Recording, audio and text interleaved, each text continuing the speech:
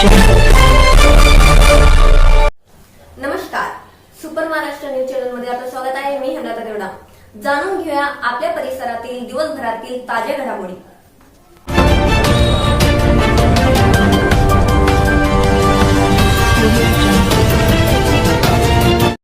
ईशा जी, आपके हस्बैंड आपकी वॉशिंग को 10 में से कितने मार्क्स देंगे? जाने दीजिए ना। अरे घबराइए मत. सॉरी। काश मैं महंगी टिकिया ले पाती. नहीं फेना सुपर वॉश टिकिया आजमाइए.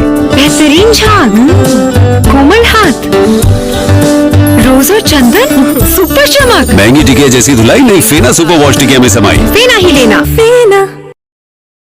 ऐका ना, पाठिंबा दिलेला आहे, त्या संदर्भात काय सांगा?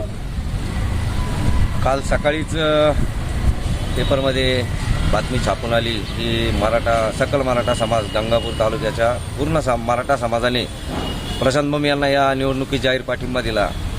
तर माझं एकच म्हणणं आहे की जरांगे पाटलांनी सांगितल्याप्रमाणे संपूर्ण महाराष्ट्रातील तमाम मराठ्यांनी जरांगे पाटलांनी मराठ्यांना कुठल्याही बंधनात अडकून ठेवलेलं नाही आहे. कुणालाही पाठिंबा नाही आणि कुणालाही विरोध नाही अशी भावना जरांगे पाटलांनी घेतली. त्या हिशोबाने सर्व मराठा समाज काम करत आहे. परंतु असे कोणी दोन पैशात समाजाला विकून आणि कोणी समाजाचा मालक म्हणून बघत असेल तर याला मराठा बांधव म्हणून आमचा जाहीर निषेध आहे.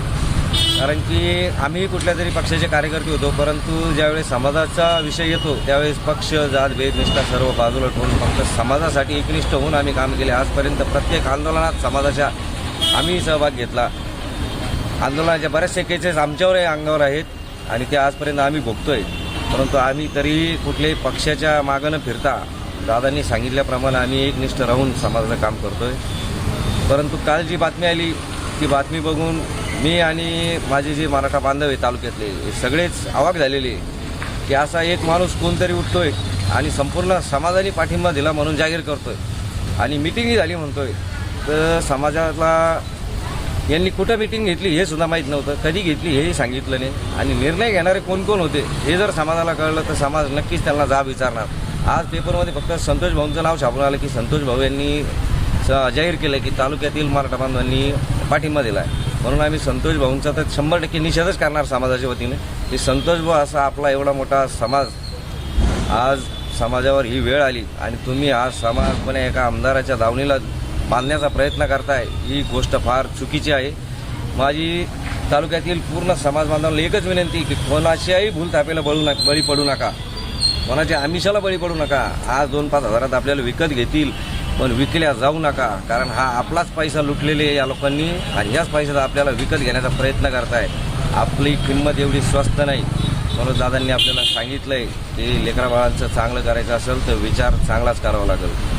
त्यामुळे येणाऱ्या निवडणुकीत दादांनी सांगितल्याप्रमाणे आपल्या समाजाचा कुणालाही पाठिंबा नाही आणि कुणालाही विरोध नाही. सक्षमपणे प्रत्येकाने घराच्या बाहेर निघून योग्य मतदाराला मतदान करा. झालेला आपल्या अन्याय जो झाला आहे समाजावर तो विसरता कामा नये हे दादांनी सांगितलं, तो विसरू नका. आणि पुन्हा कळकळीची विनंती करतो की कोणाच्या एका म्हणण्याच्या सांगण्यावरून समाजाला कोणाच्या दावणीला बांधू नका. जय शिवराय. आपल्या परिसरातील ताज्या घडामोडी पाहण्यासाठी पाहत राहा सुपर महाराष्ट्र न्यूज चॅनल.